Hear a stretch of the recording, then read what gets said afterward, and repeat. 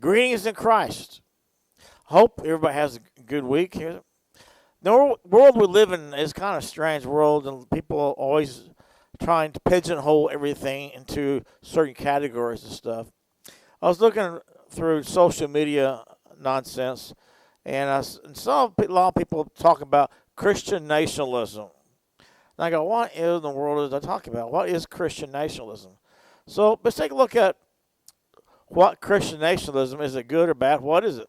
And what can we assert from it? First of all, idea of Christian nationalism, we have to understand that the name of Christian has always been a derogatory name. People always use oh, you're a Christian, or you're for this worship Jesus. It's always, even back in Apostles' day, Christian and the Roman Empire and stuff was a derogatory term. So Christian nationalism is trying to be a derogatory term against the church, against people that are trying to assert their faith in our society. People don't like when people assert their faith, and it goes against their demonic ways, because it's a spiritual warfare issue. So let's look at the whole thing, what Christian nationalism entails and what it doesn't entail. First of all, it entails the freedom of religion. Have freedom to worship God. That doesn't mean that we let everybody run us over and stuff until we can do enough. It just means the government can't control our speech and our beliefs. That's the freedom of religion. Faith, you got faith. You have faith in God. People believe and have faith in God. Walk in faith, live by faith. They want to live in the Word of God. No one in church is perfect. No Christian is perfect. No one is perfect. All have sinned, all fallen short of the glory of God. So but people do try to live the way God says to many times. The only thing is also patriotism. People they call Christian nations are very patriotic, very pro-military, pro 1776 Constitution. Pro-Constitution. They're pro the country. They're pro everything the United States was founded on. The United States was founded to be a religious country and a Christian country. Even the left doesn't think that, but that's if you go and study history, you'll find that to be truly true. They're pro-life. They believe that every life is important. That life has a purpose and a reason. And also believe, as I said, the Constitution, pro-family. Family unit is the most sacred unit of society. If you don't have a good family unit, the society will collapse, and anarchy will reign, and it will be a bad thing. The anti-racist people on the Christian nationalism people, they don't care if you're black, purple, green, whatever. They don't care what color you are. I don't know anybody that I know in churches that say that they don't like somebody because of their color. I never heard of that. So it's always other people trying to assert that. They're pro-Israel. They know Israel is God's people. Israel is important to be whole again as a nation. Israel was chosen by God in Genesis. Way back in Genesis, the promise Abraham. Promises Abraham. God, promised Abraham in Genesis, I become a great nation stuff. Also, the anti-big government. We understand, like last video talked about, who's going to take a market beast. Well, the big government will create the market beast, because it's all, the bigger the government, the more oppression there is on the people.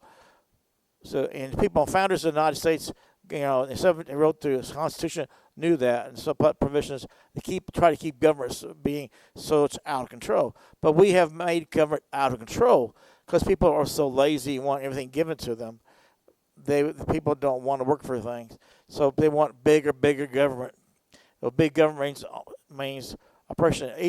year and pass more and more laws. What happens? Pass more and more laws, and more freedom is taken away every time. I remember one things I could do as a kid, you can't do today because we got passed so many laws that there's more oppression now than was in the kids. Well, things that I would never think it would be illegal to do. It's now illegal to do because it's really crazy. Because we see a loss of freedom in the last 60 years in this country because of big government. Also, they believe in morality. It's right and wrong. There's a moral basis to society. It's wrong to be able to commit all these atrocities, pedophilia, homosexuality, all these atrocities that were a cancer on society. So that's what the Christian nationalism idea it really entails.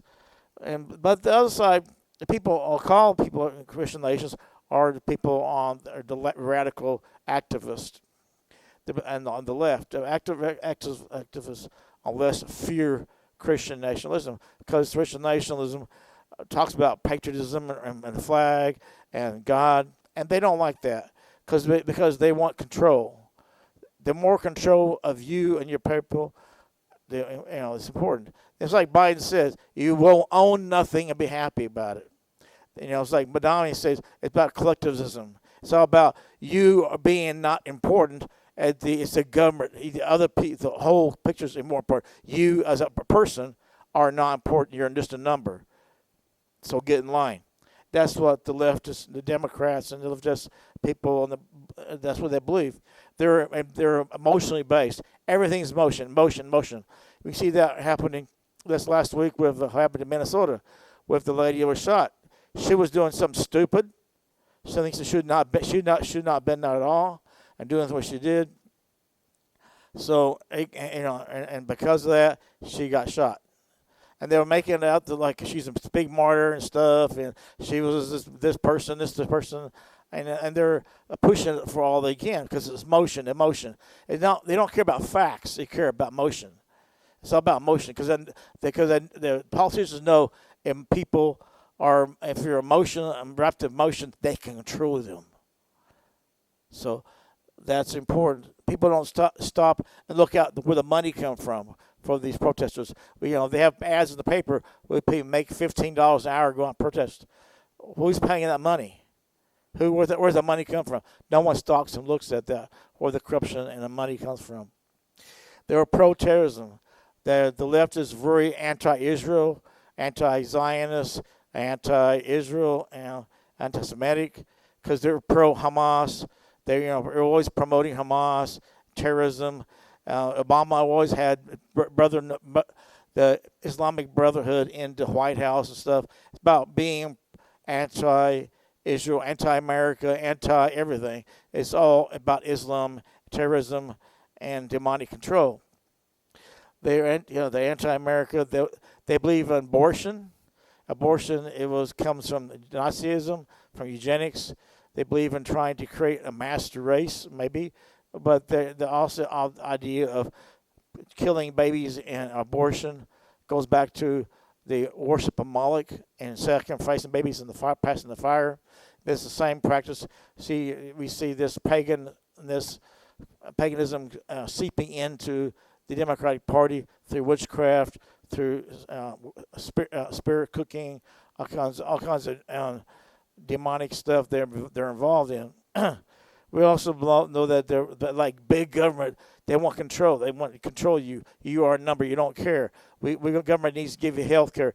Government needs to feed you. Government needs housing. Government needs to give you everything because the government is big brother. And the government knows better. They want to control you. We don't care if you die. We want to control you. That's what the big government is about. They were pro-KK. The Democrat Party is a party of Ku Klux Klan. They're a party of, like it goes in pro-terrorism. They're very racist. They're not pro-racist. The Democrats are hateful towards anybody that is opposite to them. They want you dead. We see we're in prison. We can see that when Biden administration, people were put in prison without any due justice at all, no, or anything. They were just political prisons. We made America a third world country under the Biden administration because they were people were arrested and put in jail for basically no reason. Well, one lady was put in jail for just being in Washington D.C. on January 6th. She was just walking around, not doing anything. So you have to understand that the left hates this patriotism because they can't control that. You can't control Christians. That's what they don't like. But a lot of the churches there, we have a lot of churches now that are liberal-based churches and stuff. You know, you go to churches and priests are wearing robes and stuff. That's a good indication that as a liberal church, and as that is not a biblical church. It is not a real church. So you see pastors wearing robes and people having clerical collars and stuff. That is not biblical. That is, that was very worldly. It's not. Jesus taught against that. So we have to look at when you take things out from and churches that take values from this and I start going this way with these values, adding these values back to here. What happens? That creates apostasy. Apostasy is created when you mix these together, because you can't serve two masters. You can't serve God and also Satan at the same time. This is God's side. This is Satan's side. Because we see this is the side of death. I can't write. Just the side of death, and this is the side of life. You know, we see that for the abortionists. They want to kill people. They want to murder people. They want to do away with people if they agree. This side doesn't want to do that. So the idea of Christian nationalism is about patriotism and stuff. So why is it a threat to people? And why is the Ten Commandments a threat to people? Why don't people? Because people don't like morality, don't like truth. People don't want to understand the real world. They want to live in a little Alice in Wonderland world. We have to understand that we have two value systems in the world. We have God's value system and Satan's value system. So what value system are you going to take? It's like the movie The Matrix. You have the red pill and the blue pill. And it's kind of ironic that the two pills or mash up the colors of the Democratic and Republican Party. It's kind of bizarre, but idea of, are you going to take the red pill or a blue pill? The blue pill is death, deception, it's control, it's communism, collectivism. That is the blue pill. Or the red pill is faith in God, faith in His country, faith in the Lord at all costs, and God bless America. And the coin that says God bless America. That's what this group wants to do. This group doesn't want God. Because God is no. They want Islam. They want control. They want terrorism. They want destruction. Because there's money to be made and control and anarchy. Look at anarchy that's going on in Minnesota right now. It's being bought and paid for by people. Why? Because they love to make money through anarchy. There's ways to profit, make any situation. People like to profit any situation. So if you understand, we have to follow the money. But also I'll understand, Christ is coming back soon. Are you going to be ready? Are you going to be found here with God? Or are you going to be found against God? There's a lot of this stuff that God, in the Bible code talks about God's going to be sending judgment to the side this year. So be careful what side you choose, because there's a price you pay for everything. Everything in your life takes a price. Choose your decisions wisely. Take a red pill, a blue pill. That's decision. You can't serve God mammon. To serve God or serve Satan. Today, it's your choice. Make your choice wisely. Because once you go down that path, that's the wrong path. you are in big trouble. Always trust God, because God, no matter what happens, nobody believe in God or not, God is still on the throne. May God bless you. Make your choices in your life wisely. Take care.